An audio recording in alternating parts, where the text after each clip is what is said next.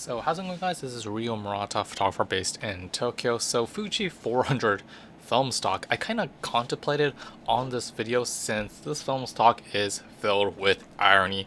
And when this Fuji 400 film stock was released, I was actually really happy at first because it's a new film stock that Fujifilm has produced in a long time. However, when you unveil the outer shell of the sort of like the reason why this film stock was released, you guys probably have guessed it.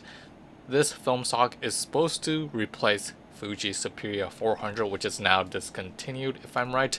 And unfortunately, which means that this Fuji 400 is like basically the only film stock they can purchase from Fujifilm.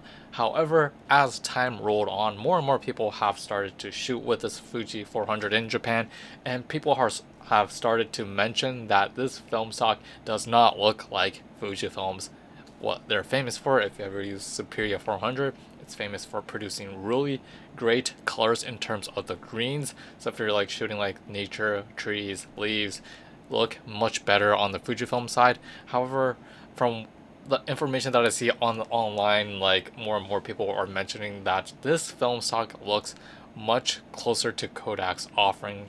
Kodak's famous for its warmer tones, oranges and yellows. So I was starting to become skeptical about this film stock. And unfortunately, I do not have the concrete facts about this film stock, but it is highly likely that this film stock is an OEM film from Kodak. OEM is original equipment manufacturer, where Fujifilm throws their initial plan of this film stocks at Kodak. Kodak basically produces it for Fujifilm, labels it with this Fuji 400, and basically sells it on, I guess, Fujifilm's distribution channel, if I'm right.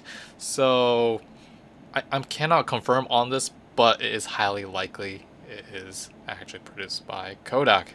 And so during my free time, I actually went to Yokohama. I went on a 1 day trip. However, this trip was chaos because it was raining. It was like gusty. It was like near typhoon season, so I did not have that much opportunity to shoot outside. And at the same time, this is a problem that started to arise, which is my Nikon F3's sort of like focus alignment is becoming, I guess, unusable in my mind, because I thought I had it in focus, but the majority of shots that I got from Fuji 400 is out of focus. So there's this problem with this focus misalignment going on.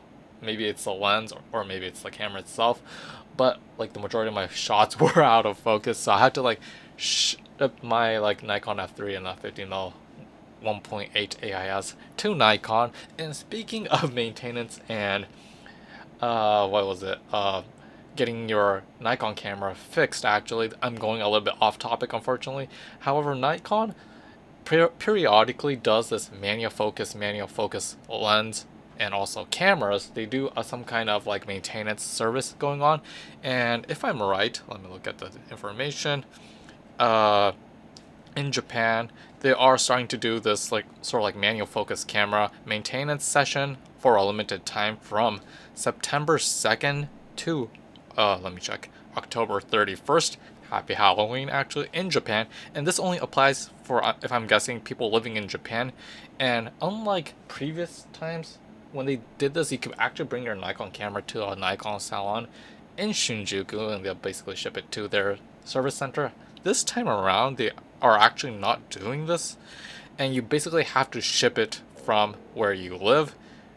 And in most cases, a friend of mine, Fuji, who did it in the past, mentioned that this service actually takes roughly 3 to 4 months. So they will do some kind of checkup on 10 areas for the manual focus cameras, and also 6 areas for manual focus lenses. I guess they'll do the cleaning and stuff like that.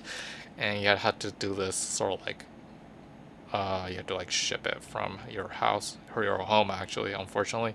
So I have to do this, or I won't be able to like shoot perfectly fine with my Nikon camera. But going back onto topic, I digress too far. As the internet have guessed, I am highly like certain that Fujifilm's original film stock is not apparent in this Fuji 400 film. And also looking at the images, you guys have guessed it, it does provide warmer tones, especially in the reds actually, and yellow. And I cannot confirm which specific film stock this is similar to, but a person in Japan actually confirmed that when you look at when you start to load your film into your camera, you basically, stretch it out, right? That film, that strip that you see, that color hue, you can basically predict the film stock of that by looking at the color hue of that film and basically do a comparison. And he basically compared every single film stock that he owned, and apparently this Japanese person confirmed that the hues on the Fuji 400 is really similar in terms of color of the Ultra Max 400 film stock. He basically lined it together and looked at the colors, and you can actually tell, especially Cinestill 800T and also 400D, you guys shot with those two types of film stocks, have a distinctive colors of that film negative itself, and you can tell that it's a Cinestill 800T or the 400D, and similar to what was it, Lomo Chrome series from Lomography, especially their turquoise, their purple, I forget the name, and also their Metropolis. Obviously, the film negative itself has a different hue, so you can basically sort of like tell like if this film stock was from Kodak's Gold series or from Ultramax series, or maybe Color Plus actually, but just looking at that color strip of that film stock, that you're kind of curious what it originally was. So and also looking at the photos that I've shot and looking at the colors, it might be highly likely to be Ultramax 400. Unfortunately, I never shot with Ultramax 400, but yeah, it actually looks really close to. Maybe they tinkered around with the chemistry, but it does look really similar to 400. It doesn't look towards the Gold 200 in my opinion, but something like 400, especially when you look at the grain structures, it does make sense in my mind. And yeah, what's great about these like ISO 400 film stock is they are really versatile in terms of like you can basically shoot throughout the day. You can shoot early in the morning to dusk if you want to, and also because if you shoot with 35mm SLRs specifically, the 50mm 1.8 type of lenses are widely available, especially from Nikon side and Canon side.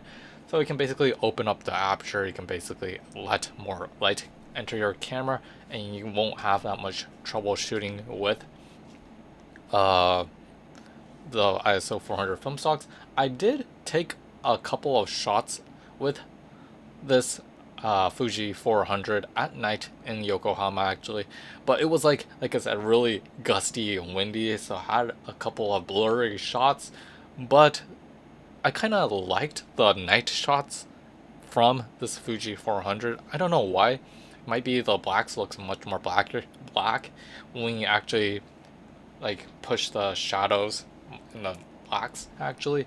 So that's actually one thing that I actually found while shooting with this Fuji 400, and I kind of enjoy shooting this Fuji 400, especially not directly under the sun.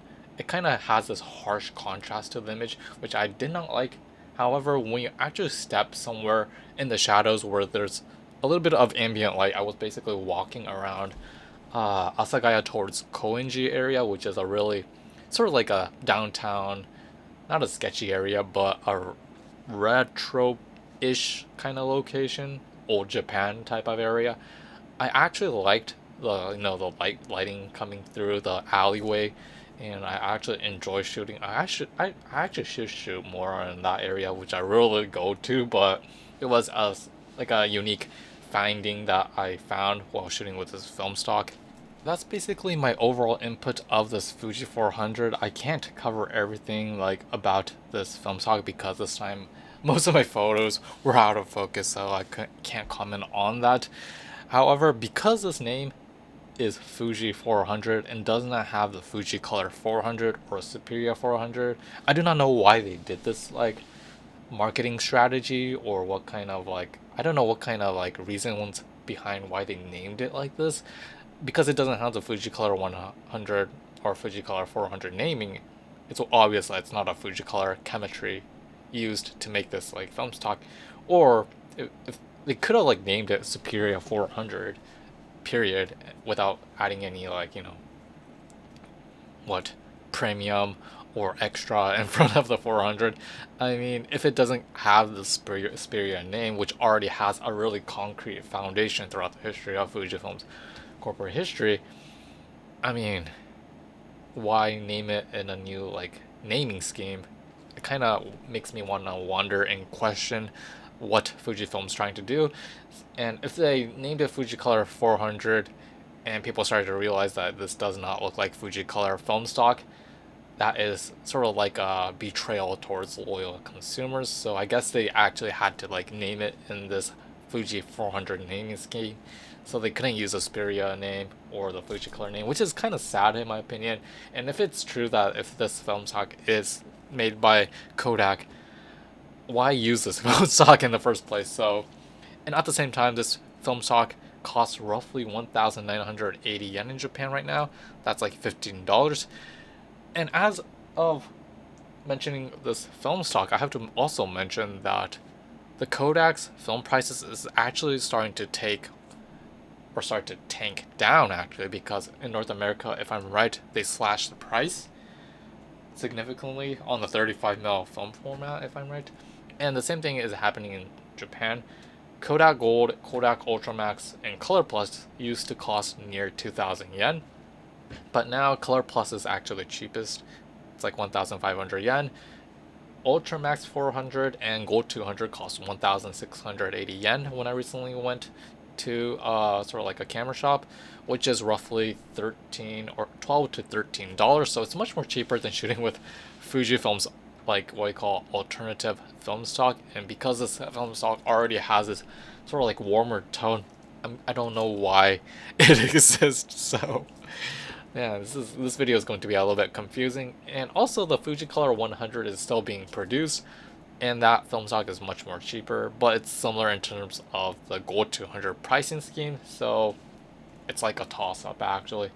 And if I were to shoot with Fujifilm film stock, I would 100% use Fujicolor 100 because that has the better tonality and the colors I actually enjoy to shooting with, and it also has the Fuji greens being apparent.